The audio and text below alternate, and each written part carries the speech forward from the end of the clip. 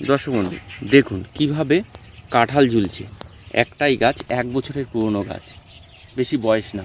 আপনারা যারা অনেকে বিভিন্ন রকম কাঁঠাল গাছ লাগান, কিন্তু এই জাতটা সম্পর্কে আমরা এক্ষুনি আপনাদের কাছে বলবো, বা এই নার্সারির যে কর্তৃপক্ষ তার মুখ দিয়েই শুনে নেব। দাদা, এই জাতটির নাম কি আছে? Vietnam super early jackfruit.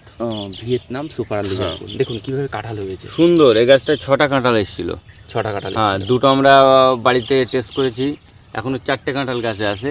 তবে এটা বাণিজ্যিকভাবে চাষ করা সম্ভব। খুব ভালো একটি ভ্যারাইটি, ছোট্ট গাছ। গাছটা একদম সরু গাছ, দেখেন খুব সরু একটা গাছ। সরু একটা গাছ, সরু 1 বছরের গাছই কাঁঠাল চলে এসেছে। কিভাবে কাঁঠাল হয়েছে। হ্যাঁ, খুব সুন্দর একটা মানে variety। ডালের ডোগায় ডোগায়ও কাঁঠাল এসছে। হ্যাঁ, খুব ভালো একটা ভ্যারাইটি, এটা চাষ করা সম্ভব।